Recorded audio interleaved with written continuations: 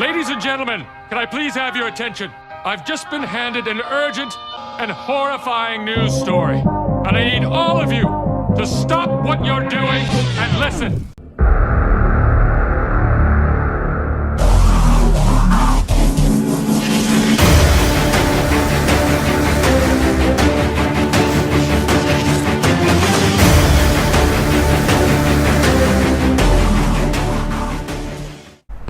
How is it going, everybody?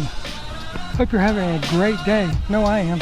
Sitting here looking at these dirty cars, but there's really nothing I can do for them right now because it's fixing to rain, as you can tell by the cloudy skies. Yay! But today's video revolves around something under the hood. Let me get to it, and we will discuss it and be right back. Alright, this has been bugging me for a while, and I haven't been really sure about what I wanted to do to it.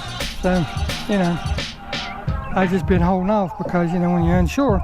But here's the dilemma. It's made with bits of real You open this up, so you know it's good. It's quite and yes, it's dirty right now, but we had all the rain, like I said. I'm going to do something about the bow tie emblem. I've got an idea for that. Brian, I'm gonna be honest with you, that smells. But if you look, like pure gas. there's two things that really bug me that stand out under this car. It works. The first one is this, my cold air intake tube. Now I'm going to be painting it black. That's done, solid. But as you see, everything under here is red and black, red and black, red and black. So, I really don't want to do red and black on that. I've thought about it. I've even posted some pictures online and took the vote, tallied up everybody. And all you guys that voted on each picture, I appreciate the vote, but I did not count those because you can't vote for each one, you got to pick one.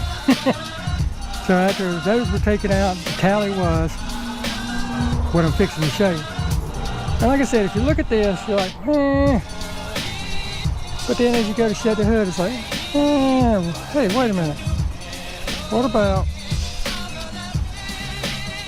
yeah, that'll work. And I'll post a picture of what I'm talking about here in just a second. But I'm going to be painting my strut tower brace. And the color scheme, as you guessed it, is this.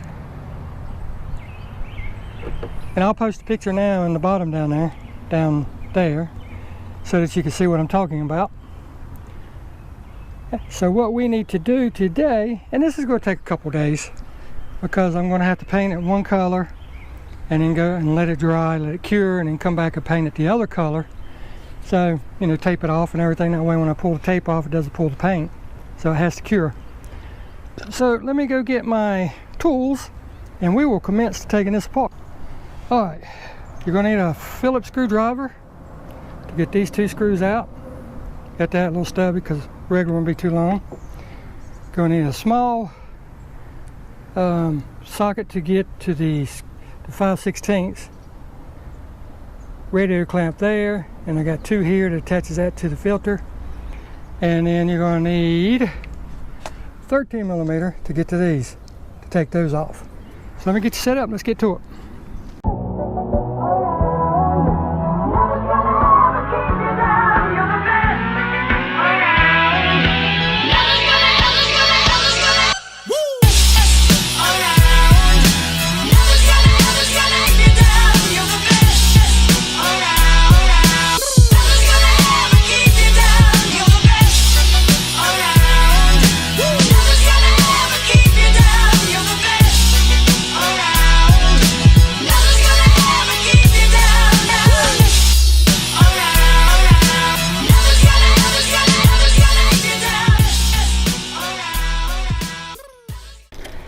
Now this next one is not a mandatory, but it is something I have found that really helps, and I thought I'd mention it to everybody.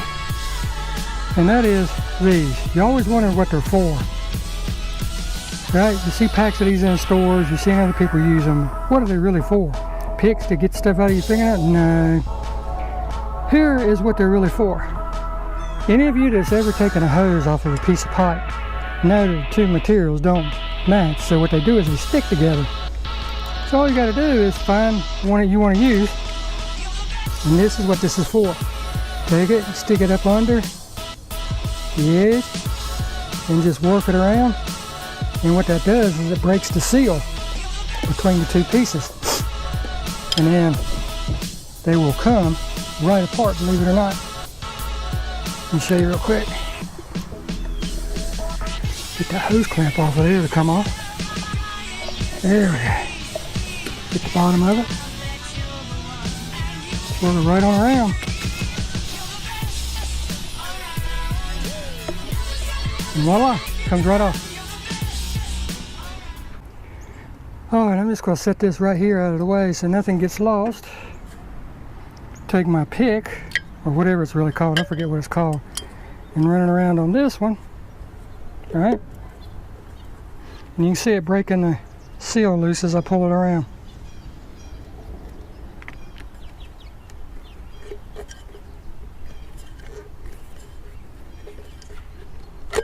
Bingo. Take that and set it in here too, where it doesn't get lost. And then now we'll move on to that. Like I said, all it's going to take is a 13mm and a ratchet, or a wrench, your choice. Just a ratchet is easier.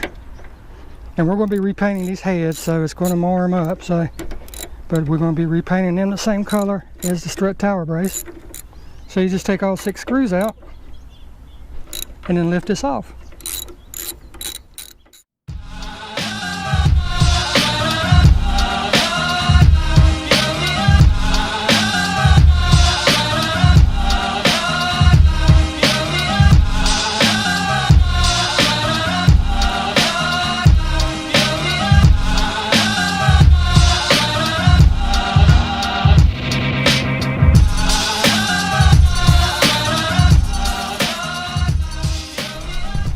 Alright, we're going to leave everything like this under here because it's out of the way. We'll take all of our tools so we don't have to look for them all again. And we're going to put these in the floorboard of the car.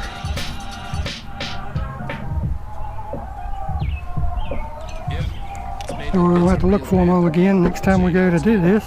Put it back together.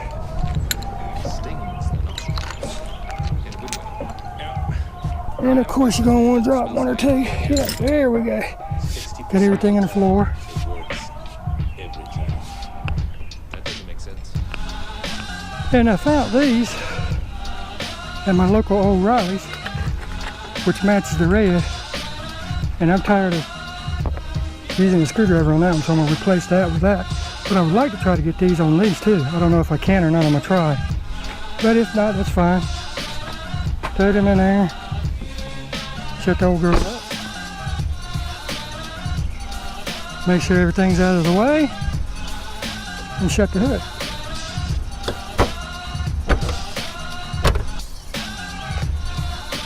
And then on to the next step. Alright, here's a small list of things you're going to need. Sandpaper, because you're going to want to scuff this stuff up because the paint won't want to stick to it. Tape for the stripes so we can mark all that off and get them to look the same, and a measuring tape when we get that far. And of course paint.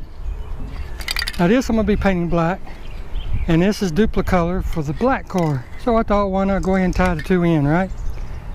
So that's going to be that color, but we need something for that paint to stick to rather than just the bare metal. So I have some sandable primer, and then for the red I've got the Victory Red, which matches that color, the red Camaro. It's an exact match. Victory Red for that. And then I've got the gloss white for the stripes. And I got clear coat so I can coat everything. And that's pretty much all you're going to need for this. Oh, and a piece of wire. And I'll show you that here in just a second. Oh, you may be asking, what is the wire for? Well, this is what it's for. You're going to paint this, well, how are you going to handle it? How are you going to lay it down, you know, and have a good coat of paint on here? Well, what you do is you make a slight hook on the end, like that. Stick it through.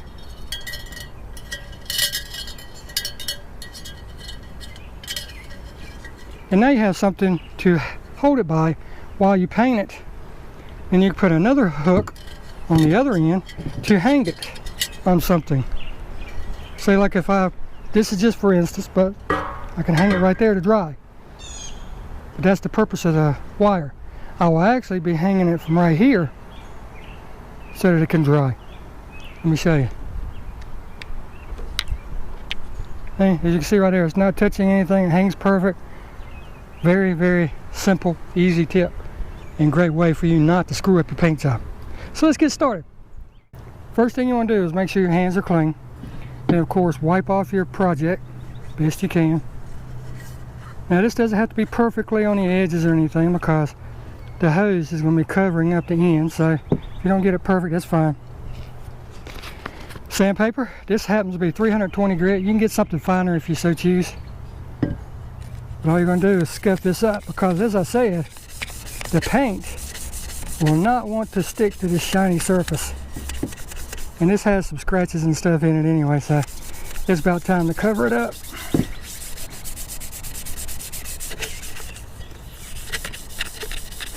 That's all you're going to do is just sand it, scuff up the surface, which gives the primer something to stick to. You're not trying to sand the chrome off of it or the polish off of it. You're just trying to scuff it up. That's all you're doing. As you can see, between there and there, you can tell the difference. This is good, that's not. After you get it sanded, you're going to want to come back and wipe it off again. And give it a once over to see if there's anywhere you missed, like right there and right there. So hit it again. This we're not worried about because the tubing comes all the way up on it.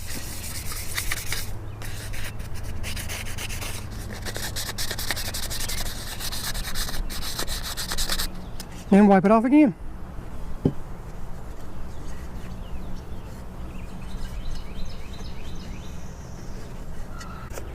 Alright, now at this point, got it all wiped off, you're going to shake your paint and primer up really good. Always shake it.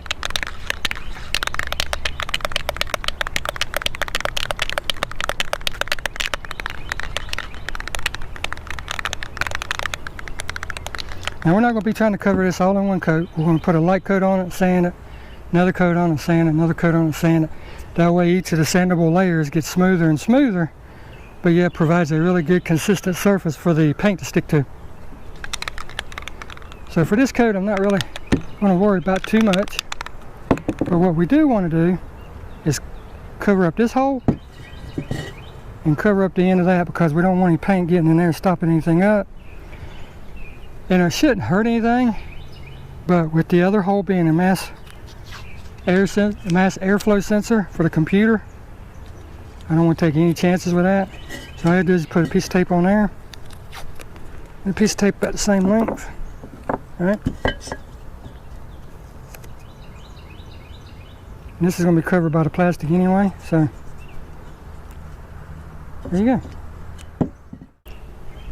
Now what you're going to do when you spray paint, hold it about 8 inches away. Start off with the subject and end off the subject, whatever you're painting. You don't want to start and finish on here, because it's going to create a big splatter effect. You don't want that. So always shoot your paint and make sure there's nothing in the tip, and then just, you're not trying to coat the whole thing at one time, like I said.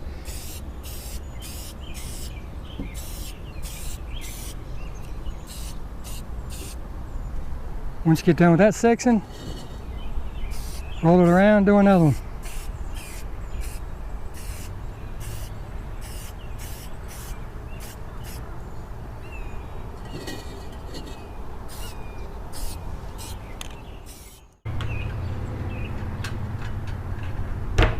Alright, as you can see, got it sitting there drying.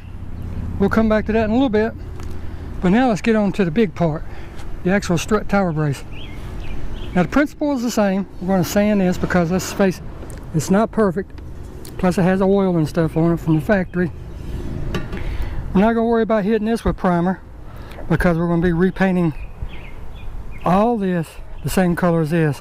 So if we get any primer on this, we can just hit it again with the actual paint.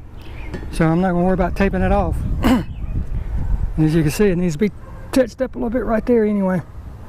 But it's the same principle. So let's get to it. Alright, got it all sanded. And you're going to wipe it off, and you can see the dirt just wiping off. See how dirty it actually is for me doing that.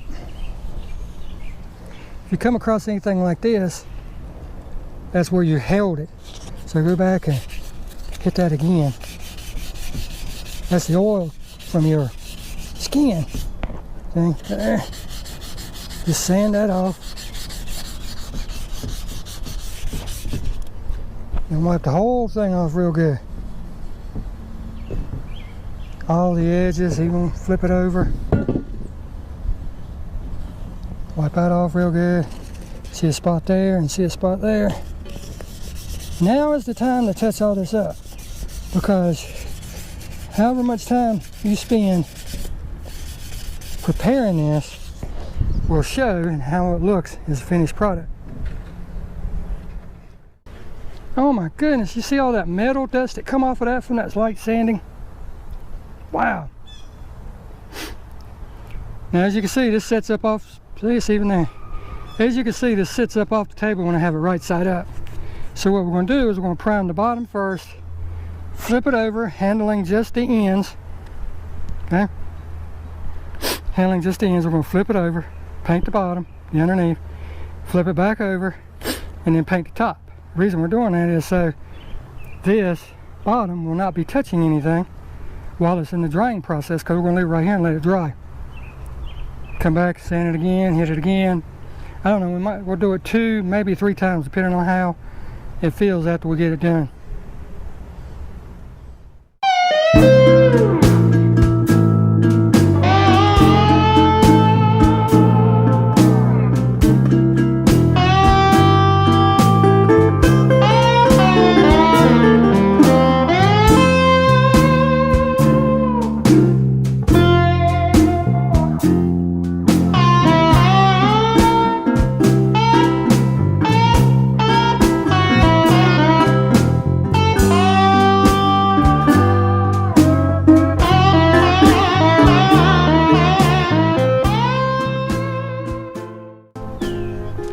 Alright, so we got the tube all nice and dry, but as you can see, there's some trash in it. So that's why we use this sandable primer. Okay, just sands right off. So we're going to hit this a couple times like this, just roll it and lightly sand it. We're just looking to get off any imperfections. That's all we're doing at this point.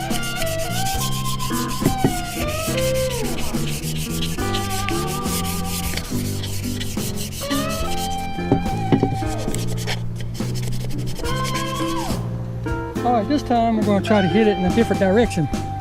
Rather than going across like we did this time, we're going to go full length. So what we need to do, get our trusted wire,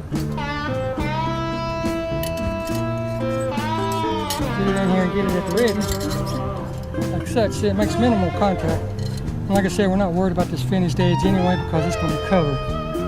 But I'm going to use it my hand to hold it like such. And then as I get up toward the end, I'll dangle it like this and hit it up and down. But this gives me more stability to be able to hold it and turn it. That's why I'm doing it like that.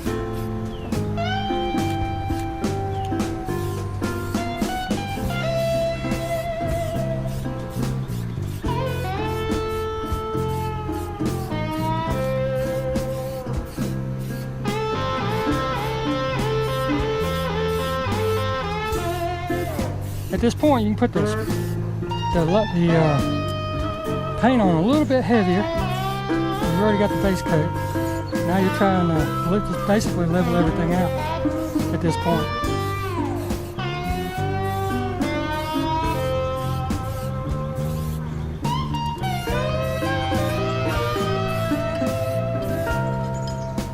Once you get that, spin it around so you can get the other side.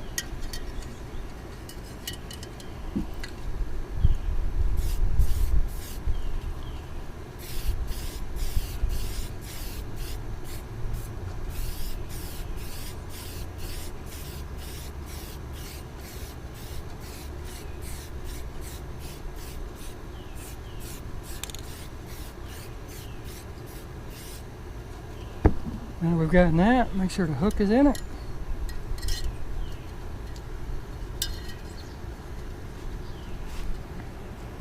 Now we paint the other half so that we don't get it all over our arm.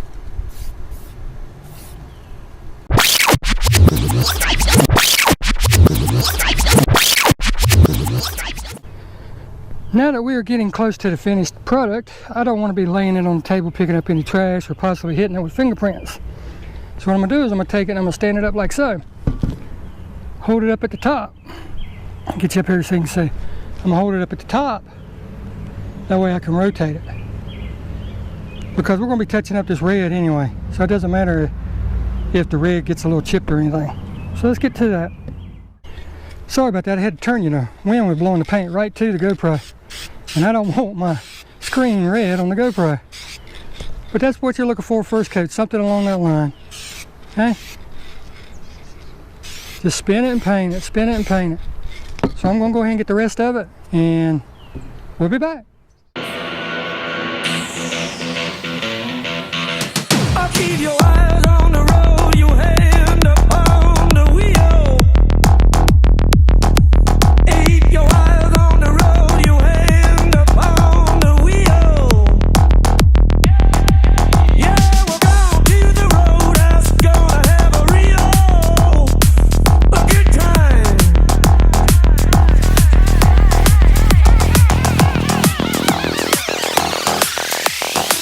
Yeah, the back of the roadhouse, I got some bungalows. Yeah, the back of the roadhouse, I got some bungalows. And that's for the people who like to go down slow.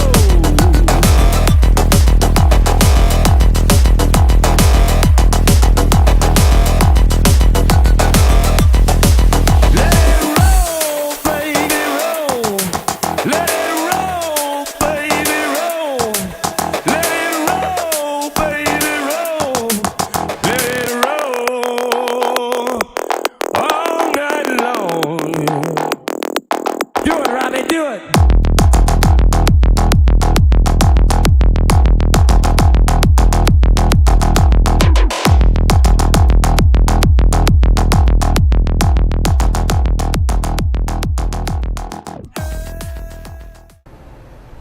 And like that, that's it.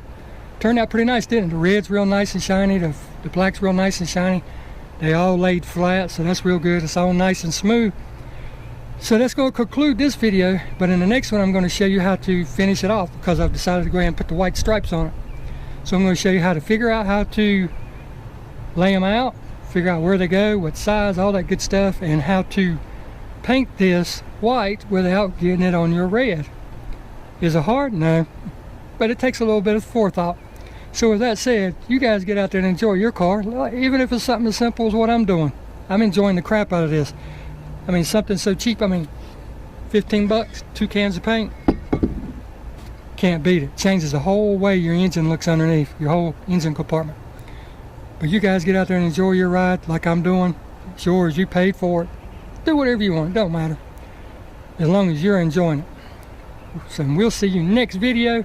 You guys have a great day and take care. Just 136, 1029 for cruise.